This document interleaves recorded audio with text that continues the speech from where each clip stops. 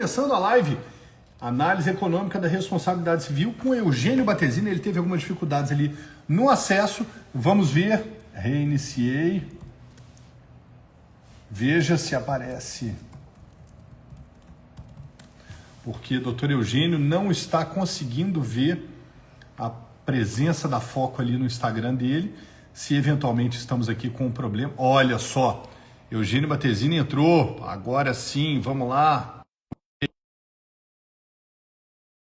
Tá ele, e aí vira a câmera para. Olha aí, muito bem. Doutor Eugênio, bom dia. Bom dia. Que alegria recebê-lo. Obrigado. Muita satisfação de minha parte também, né? Ah, coisa boa. Fala de Brasília ou do Rio Grande do Sul? Falo de Porto Alegre. Porto Alegre, muito bem. Doutor Eugênio, seja bem-vindo. Uma alegria enorme receber aqui um aluno da Faculdade de Chicago. Com certeza traz ensinamentos maravilhosos aqui para gente. Na obra Análise Econômica da Responsabilidade Civil, Limites e Possibilidades de Aplicação da Incremental Learned Hand and Standard and the Cheapest Cost Avoided Criterion, com ênfase na responsabilidade civil do Estado em Portugal e no Brasil. Doutor Eugênio, qual foi a ideia em torno de escrever essa obra? Bom, em realidade, Leonardo, esta obra ela é a continuação das minhas pesquisas de doutoramento. Eu terminei o doutorado aqui na Universidade Federal do Rio Grande do Sul em 2010. Dei um hiato aí de alguns anos fazendo pesquisas avulsas, publicando artigos e por aí afora. E aí, em 2020, no ano passado, 2025, 2024, 2025, eu fiz o meu pós-doutorado na Faculdade de Direito da Universidade de Lisboa e justamente aproveitei esse período para atualizar muitas das ideias que eu havia desenvolvido no trabalho de doutoramento e com ênfase na parte da responsabilidade civil em si, análise econômica da responsabilidade civil. Explorando digamos assim, um tópico no qual nós temos uma escassez de literatura, que é a questão da responsabilidade civil do Estado em si, né? Isso tanto aqui no Brasil até nós temos várias publicações, mas não dialogando com a análise econômica do direito. Aqui foi justamente o que eu realizei, foi justamente o que eu fiz no trabalho de pós-doutoramento, que é a publicação, que é o livro que está sendo publicado pela Foco. Maravilha. E nesses estudos, doutor Eugênio, obviamente, que é uma área que eu tenho enorme apreço, a gente, inclusive, lançou recentemente essa obra aqui, que é a Análise Econômica do Direito e dos Negócios, antigamente chamava só Análise Econômica do Direito, né, do Ian McKay. Qual foi o foco do seu trabalho? Oi? Grande amigo meu, professor Ian McKay. Que coincidência, que alegria. Sim. Se me permite, então, vou mostrar as duas obras juntas, os dois amigos juntos. Olha só. Vou deixar essa aqui em destaque aqui atrás para gente. Ok. Mas, quando o senhor, então, decide, em sede pós-doutoramento, escrever a análise econômica da responsabilidade civil com esses critérios, qual era o seu foco? Era pensar o processo civil, pensar ou ajudar o magistrado a pensar de uma outra maneira? Qual foi o fio condutor da sua pesquisa? Sim, dialoga muito com a prática jurídica, dialoga muito com a atuação jurisdicional na resolução de casos de responsabilidade civil. Por quê? Porque, na verdade, eu trabalho com os institutos básicos de responsabilidade civil, no caso, os três elementos básicos, a existência de um dano, de um nexo de causalidade e de um nexo de imputação. Que nexo de imputação normalmente se lida aí com a ideia de responsabilidade subjetiva por culpa, né? Negligência, culpa, e responsabilidade objetiva, strict liability, que se diz no contexto americano, né? Então, eu trabalho esses três elementos e estabeleço o diálogo com dois institutos provenientes da análise econômica do direito, análise econômica da responsabilidade civil, a ideia do Cheaper Cost Avoided, que é um instituto que foi proposto por Guido Calabrese, um jurista norte-americano, ainda no início da década de 70, e foi sendo desenvolvido, aperfeiçoado no momentos posteriores, pela literatura de análise econômica do direito, e a famosa regra de Hand. Não é a regra de Hand aquela que a gente está acostumado da física lá, né? Não, a regra de Hand tem esse nome em função de quem desenvolveu, que foi o magistrado, o juiz norte-americano Leonard Hand. Basicamente, o que essa regra faz ela estabelece um critério de aferição de negligência de conduta para efeitos de caracterização da responsabilidade subjetiva ou não.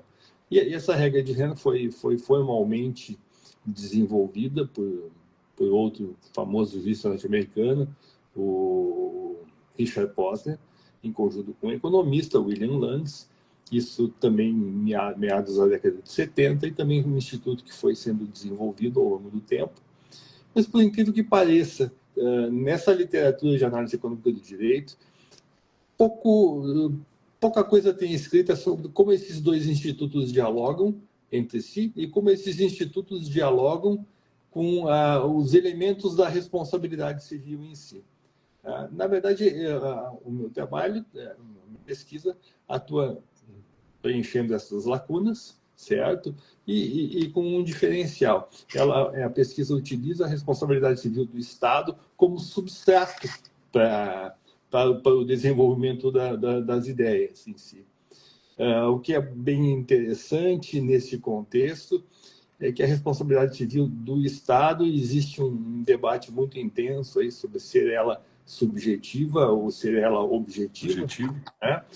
E o que, em certo sentido, eu demonstro com a pesquisa realizada aí, que é muito mais suitable, é muito mais apropriado se trabalhar com a ideia de responsabilidade objetiva do Estado, na maior parte das situações em si, por vários motivos. Um deles que eu coloco no trabalho é que o Estado é um candidato natural ao cheaper cost avoidance, né? A parte que pode evitar o dano com menores custos em si, certo? Então, a obra, além de trabalhar esses três eixos aí, ela apresenta nas partes finais várias decisões judiciais de diversos países aplicando esses dois institutos, demonstrando que, de fato, eles são aplicados na prática jurídica, na determinação na resolução de casos de responsabilidade civil, tanto no Brasil quanto em outros países. No Brasil, especificamente, nós temos uma decisão muito emblemática que foi proferida aqui no Tribunal de Justiça do Rio Grande do Sul, no caso dos fumicultores, né? E isso é uma decisão que aplica expressamente esses dois institutos, faz referência expressa a esses dois institutos e utiliza eles como fundamento decisório. Então, também tem este lado na obra que ela realmente tem um viés muito pragmático, muito prático. Muito prático. Exato. A ideia é demonstrar quais são esses institutos provenientes da análise econômica da responsabilidade civil, evidenciar como eles dialogam entre si e mais do que isso, como eles podem ser aplicados na prática jurídica. Diálogo justamente com os três elementos da responsabilidade civil e com um grande proveito em si por parte de quem é aplicador do direito, não apenas magistrados, mas também advogados, pessoas que trabalham com o sistema jurídico como um todo, como esses institutos em si podem ser utilizados na prática jurídica de uma maneira construtiva, de uma maneira positiva, permitindo, em certo sentido, uma evolução no contexto do estudo da responsabilidade civil. E, como eu disse, a responsabilidade civil do Estado acaba sendo o pano de fundo para a construção das ideias em si. O livro ele é de uma profundidade, de uma aplicação maravilhosa. Ele conta com a apresentação do nosso querido Romualdo Batista dos Santos, hoje atual presidente do IBEC, Instituto Brasileiro de Responsabilidade Civil, e tem o prefácio do professor catedrático da Universidade de Lisboa, o Dr. Fernando Araújo, que bem assim define essa parte em que o senhor falava, abre aspas. Uma das áreas mais promissoras da análise econômica da responsabilidade civil é o estudo das articulações do Standard Objective de diligência, da fórmula de Hand, que você fala, com a solução distributiva do Cheapest Cost Avoider, que defende a atribuição de responsabilidade ao agente, contextualmente, evite mais eficientemente o dano, independentemente de ser ele ou não o causador do dano, na medida em que tal responsabilização, se traduzida numa adequada estrutura de incentivos, redundaria na minimização dos custos de prevenção, que justamente esbarra na questão da responsabilidade civil, que o senhor muito bem explanou. Essa questão ela é fundamental, principalmente para quem está tomando contato com essa literatura no primeiro momento, certo? A análise econômica da responsabilidade civil, ela interage fortemente com a noção de prevenção, com a função preventiva da responsabilidade civil. Não que ela não dialogue com a função reparatória, dialoga e muito. Muito, né? Por quê? Porque se nós pararmos para olhar do ponto de vista econômico, a responsabilidade civil é um instituto jurídico que, por excelência, corrige problemas de alocação de recursos, problemas de externalidades negativas na economia, certo? Distorção na fixação de preços nos mercados. A responsabilidade civil corrige este problema através da função reparatória. Faz com que quem causou o dano internalize os custos que são transferidos para terceiros, para a sociedade, nos custos de produção em si, tá? E faz com que os mercados retornem a funcionar de uma maneira, do ponto de vista microeconômico, que seria ótima, né? Esse é um lado da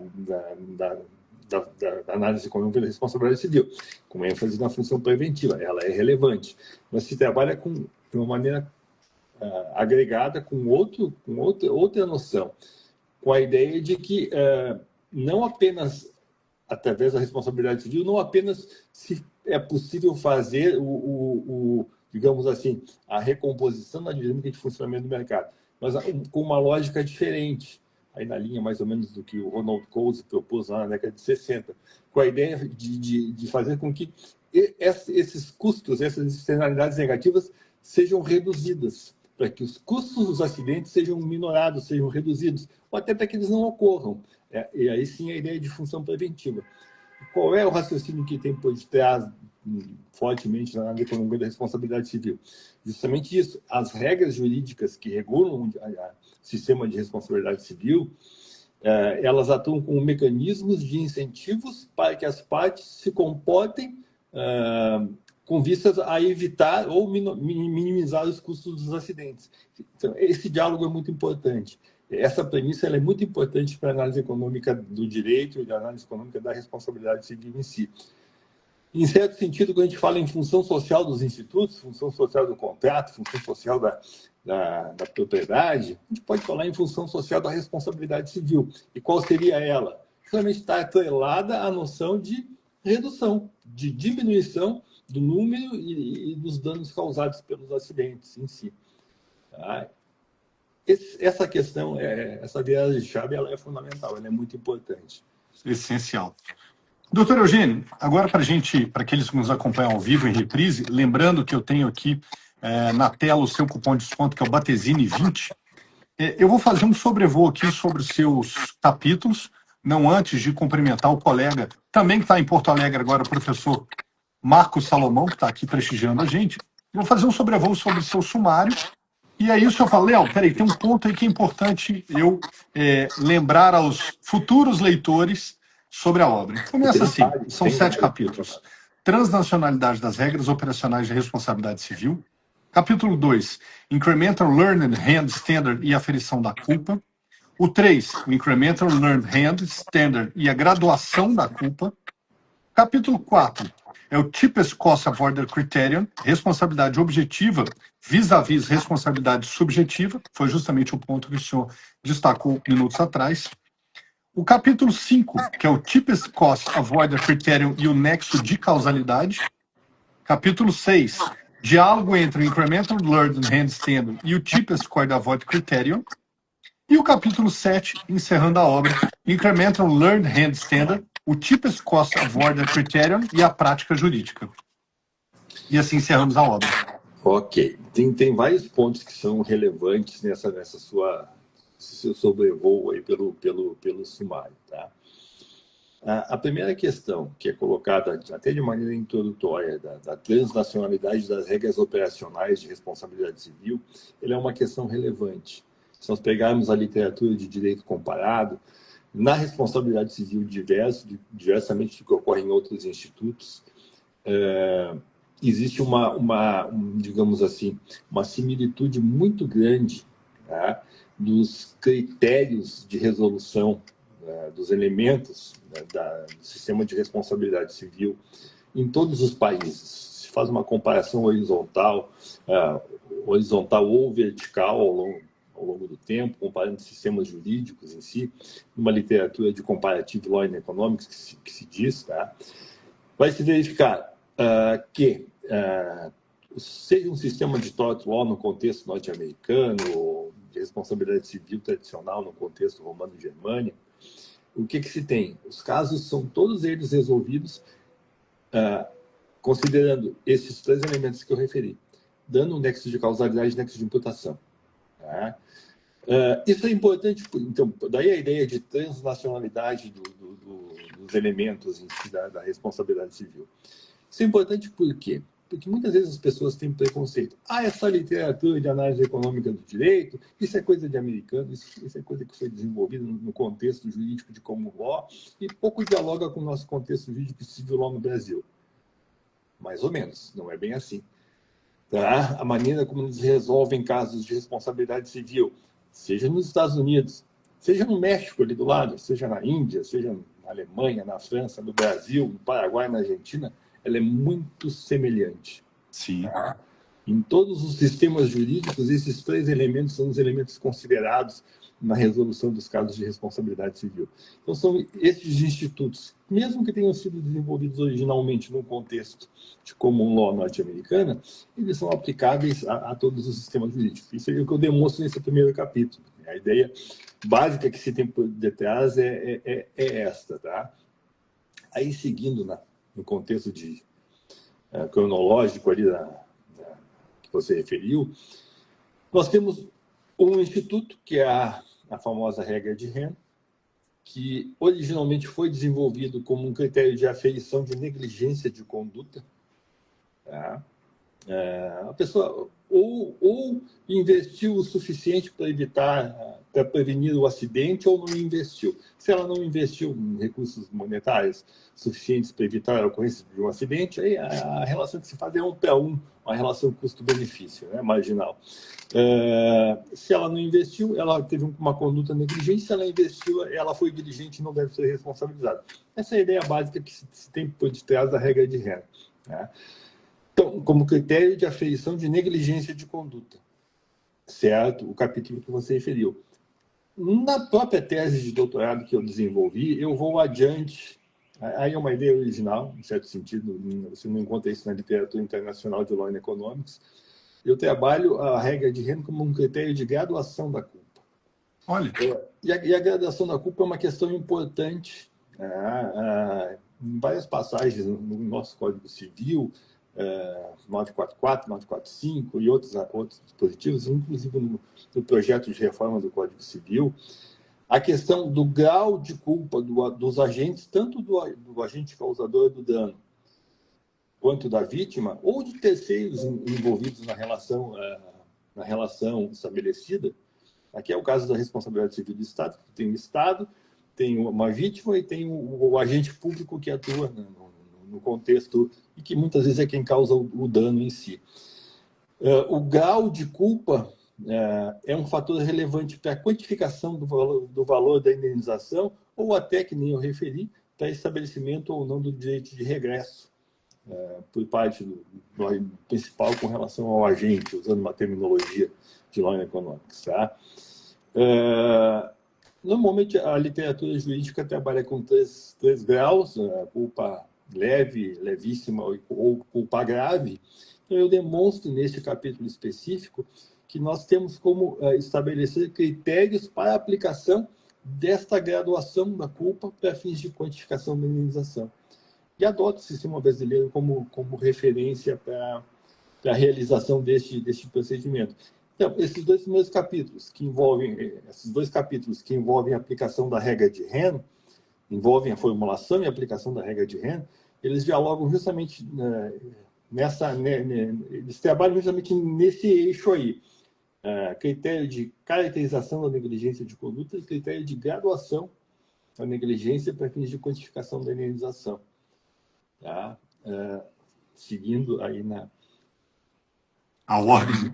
Na ordem que você colocou. Nós temos o outro instituto, que é o Shipper Cost Avoider. Originalmente ele foi desenvolvido pelo Guido Calabrese. Guido Calabrese é um autor muito interessante. Ele sustenta a ideia de que um sistema de responsabilidade civil eficiente, e aí ele vai, em certo sentido, contra o que diz Richard Posner e essa literatura que considera a responsabilidade subjetiva como o eixo básico de um sistema de responsabilidade civil. O Guido Calabrese sustenta o seguinte: não, um sistema eficiente de prevenção de acidentes e minimização dos custos dos acidentes, ele deve ser construído de outra forma. Ele deve ser construído a partir de regras de responsabilidade objetiva, tá? Strict liability, no caso, identificando quem são os agentes, quais são as categorias de agentes que podem ser qualificadas como cheaper cost avoiders, que podem evitar a ocorrência do acidente a custos mais baixos, digamos assim. Na verdade, essa é a versão original. Tu tem várias versões subsequentes que se trabalha aí. Eu trabalho com elas no livro em si.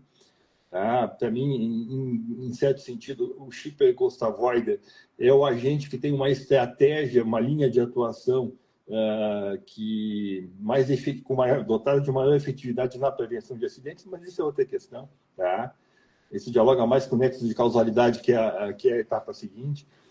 Mas a ideia do Guido Calabrese é essa daí. Olha, vamos estruturar um sistema de responsabilidade civil eficiente para fins de prevenção, com base em regras de responsabilidade objetiva em si.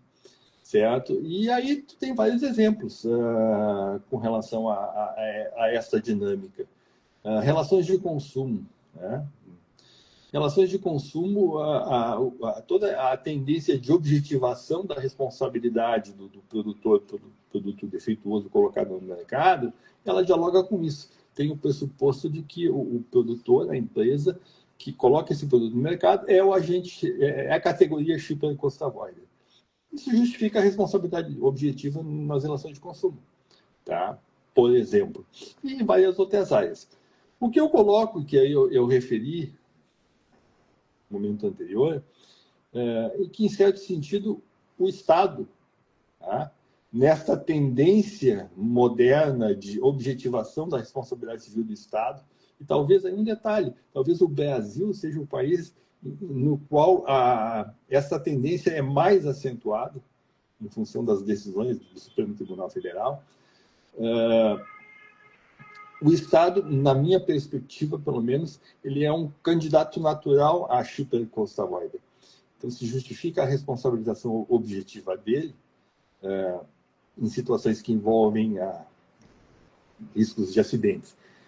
Um detalhe, não a responsabilidade objetiva pura e simples. Tu tem que considerar outros dois fatores. Tu tem que ter, para que tu tenha incentivos efetivos à prevenção, tu tem que ter um mecanismo de induzir a vítima também a ter um comportamento preventivo nessa relação. Relações bilaterais, digamos assim.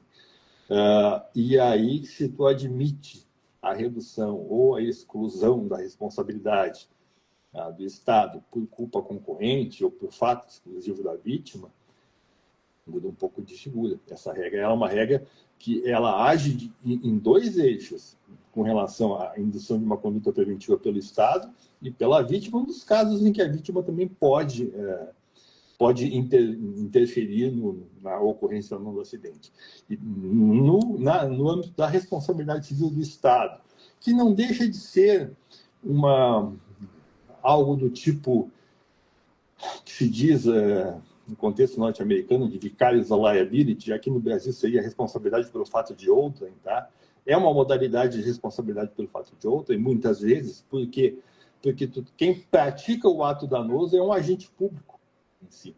Então, tu tem uma terceira parte envolvida na relação e tu tem que ter mecanismos também de induzir a que haja uma supervisão por parte do Estado da conduta desse agente público, mas também induzir a que o agente público haja de uma maneira a prevenir a ocorrência de acidentes em si. Então, tu tem três partes envolvidas. Qual é a lógica que tem para criar incentivos a este agente público e ao próprio Estado na supervisão? Olha, estabelecer o direito de regresso. Se o agente público agiu com culpa, se ele foi negligente, ele pode ser responsabilizado regressivamente perante o Estado, que é digamos assim, o responsável objetivamente direto pela ocorrência do dano. Então, tu tem uma dinâmica complexa nessa relação. Sim. Tá? Mas voltando ao tema em si, a ideia básica, neste contexto, é que o Estado seria um candidato natural a shipper costa voida, tá? Por esta ótica do Guido Calabrese. Não só o Estado, mas várias categorias, vários agentes em si seriam candidatos a shipper costa voida, e tu poderia pensar em estruturar um sistema eficiente de responsabilidade civil a partir dessa lógica. Primeiro ponto. Segundo ponto, que é um dos temas mais delicados no direito e na análise econômica do direito, que é a questão do nexo de causalidade. Qual o critério que tu vai utilizar para estabelecer o nexo de causalidade? Aí não num contexto ex ante, não num contexto de incentivos à prevenção mediante formatação prévia das regras de responsabilidade civil, mas quando tu vai resolver um caso de responsabilidade civil, na prática jurídica em si. Aí, nesse aspecto, o nexo de causalidade ganha relevância. Relevância, né? Então, a ideia de shipper costa voida seria aplicada a um nexo de causalidade, seria que, em muitos casos concretos, tu pode identificar qual das partes tinha melhores condições para evitar a ocorrência do dano. Tá? Tinha uma estratégia adotada de maior efetividade para evitar a ocorrência do dano. Este seria o shipper costa voida, e com relação a ele, tu poderia estabelecer o nexo de causalidade. Isso é relevante. Tá? Isso é relevante no dia a dia do direito em si, certo? Então, aí nós temos o primeiro compartimento, regra de Henn, segundo compartimento, regra de Henn, critério de aferição de negligência e graduação da culpa, tá? Shipper costa voida, critério de objetivação da responsabilidade e de estabelecimento do nexo de causalidade. Ok, então estão colocadas as premissas. Na etapa seguinte, eu tento fazer justamente amarração. A amarração, a composição desses, como esses elementos em magnífico si dialogam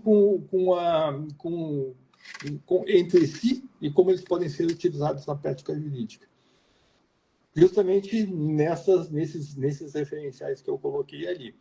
Eu até... um detalhe importante, isso que eu faço nesse capítulo, a literatura internacional de Law and Economics não faz. Tá? Os dois institutos são trabalhados de maneira avulsa em si, mas não identificando como eles dialogam, como eles podem ser utilizados na prática jurídica, que é o que eu tento fazer. Então, não deixa de ter um grau de originalidade, digamos assim, não só no contexto de responsabilidade civil do Brasil, mas no próprio contexto da literatura de análise econômica da responsabilidade civil, de Tort Law and Economics, certo? Aí, a última etapa do trabalho é justamente, depois de ter lançado todas essas ideias em si, é mostrar, olha, essas ideias são aplicadas efetivamente. Muitas vezes o judiciário, ao resolver casos concretos de responsabilidade civil, usa esses instrumentos que foram referidos no momento anterior, usa o shipper costa voida e usa a regra de Henn na resolução de casos concretos de responsabilidade civil, em todos os sistemas jurídicos, não só no norte-americano, né, onde a regra de Henn é o critério básico de aferição de negligência, de conduta, mas nos outros sistemas jurídicos também. Tá? Fazendo aí o gancho com o contexto brasileiro, eu enfatizo muito, isso eu enfatizei também, e causou uma certa celeuma. Eu apresentei parte desse trabalho no Congresso Europeu de Direito e Economia em Oslo, no ano passado. Tá? Parabéns. Eu referi justamente essa aplicação que foi dada no Brasil, aqui no caso dos fumicultores, do Tribunal de Justiça do Rio Grande do Sul. Uma decisão muito interessante. O professor Eugênio Facchini Neto, que é desembargador, Eugênio Facchini Neto, que proferiu a decisão. Casualmente, ou não, eu não sei te dizer, ele participou da minha banca de doutoramento aqui na Universidade Federal do Rio Grande do Sul. Eu gosto de pensar que talvez ele tenha adquirido um certo apreço pelas ideias que eu apresentei e, de repente, de alguma forma, eu influenciei a decisão dele. Espero que seja assim. Se não for, também não tem problema. Tá? Tudo tranquilo.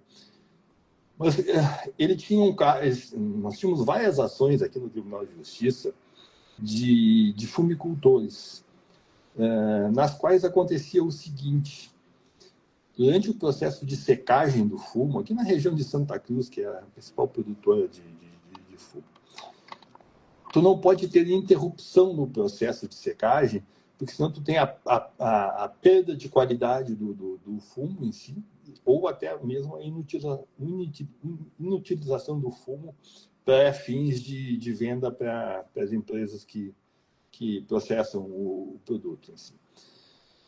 E acontecia com muita frequência de ter interrupções no fornecimento de energia, e tu ter quebra na produção, no processo de secagem do fumo. E esses fumicultores, com toda a razão, ingressavam com ações pleiteando a responsabilização civil da Companhia de Energia Elétrica pelos danos causados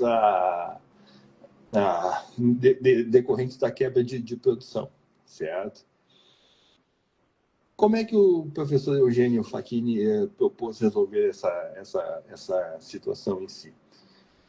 O caso, acho que até tem outras conotações aí que me fogem agora no momento, mas, em essência, esse era o contexto. Tá? Ele disse, olha, seguinte, o produtor de fumo que faz o processo de secagem, em certo sentido, ele é o shipper cost avoider. Por quê? Ele pode evitar a ocorrência desse dano com uma providência bastante simples, instalando uma espécie de no-break, tá? Na sua propriedade em si, algo semelhante ao no-break de estabilizador de energia. Isso. É uma providência simples, que teria um custo muito menor do que todo o custo de readequação da estrutura de fornecimento de energia elétrica da região. Então, estou comparando a posição da vítima, do produtor, com a posição do agente causador do dano. Tá? Ele identificou, não, o produtor tem uma medida shipper cost avoider. Ele é o agente shipper cost avoider. Ele pode evitar a ocorrência de um dano significativo a custos mais baixos do que a empresa concessionária de energia elétrica. Ele usou esse argumento. E usou outro argumento, usou o da regra de Henn. O custo do produtor para instalar um no-break é significativamente mais baixo do que é a perda esperada, no caso, o valor da quebra da produção. Então, é economicamente racional, é economicamente viável que ele instale o no-break para evitar esse tipo de dano. Então, ele usa os dois instrumentos em si, justamente para caracterizar a culpa concorrente do produtor, tá? E justificar a redução do valor da indenização em relação ao dano causado, tá? e resolver esses casos de responsabilidade civil. Ao invés de estabelecer a indenização integral, equivalente a 100% dos danos, né, ele estabeleceu um percentual de redução do valor da indenização postulada, tá, mediante a aplicação desses dois institutos. Então, este é um caso bastante interessante. Muito. Por quê? Porque ele expressamente usa os dois institutos. E, na verdade, se nós formos olhar na prática jurídica, intuitivamente, muitas vezes, esse raciocínio é utilizado pelos magistrados para resolver situações de responsabilização civil. Tá? E são argumentos válidos para quem atua no direito, justamente para justificar uma posição ou outra posição. Né? Tanto para quem é o advogado da parte autora, quanto para quem é advogado do réu nos processos em si. Então, e aí, na verdade, essa é a conclusão do livro, é o que é colocado no último capítulo ali, esse do uso desses institutos na prática jurídica. Maravilha. Então, propriamente dito, eu faço outras considerações ali, mais metodológicas, mas, em essência, o conteúdo da obra realmente é este aí, viu, Leonardo? Doutor Eugênio, eu lhe convidei para fazer o lançamento da obra Análise Econômica da Responsabilidade Civil. Eu acabei ganhando uma aula de Direito Econômico, de Responsabilidade Civil. Fiquei encantado com a sua apresentação e espero que a sua produção acadêmica não se encerre com essa obra. Vou esperar outras obras, porque o tema é sensacional. Muito obrigado por ter estado aqui conosco. As palavras finais são suas. Não, tranquilo. Inclusive, Leonardo, eu continuo pesquisando na área, na verdade, na linha do que você está falando. Eu atualmente estou trabalhando aí, muito tem se dito sobre a proposta de reforma do Código Civil. Né? Eu estou justamente trabalhando aí num contexto de visualizar sobre a ótica da análise econômica da responsabilidade civil, se essa proposta é igual, melhor ou pior do que nós temos hoje. Né? Então, uma comparação, digamos assim, vertical de sistemas jurídicos, Código Civil anterior e Código Civil reformado. À luz de análise econômica do direito, considerando boa parte desses argumentos que eu coloquei para você aí. Mas isso vai sair mais cedo ou mais tarde, não é algo tão simples de fazer, mas estou trabalhando nessa linha aí. Não. Basicamente é isso, Leonardo. Agradeço aí a gentileza de me convidar para fazer essa exposição e agradeço a todos aí que participaram ou vão participar do evento em si. Espero que o livro seja proveitoso para vocês. Seguramente será. A nós só cabe agradecer a presença do Dr. Eugênio Battesini aqui conosco, celebrando essa obra magnífica, Análise Econômica da Responsabilidade Civil. A todos que nos acompanharão ao vivo, em reprise, fiquem com Deus, com saúde e até o próximo encontro. Obrigado, Eugênio. Foi maravilhoso. Até a próxima. Até a próxima.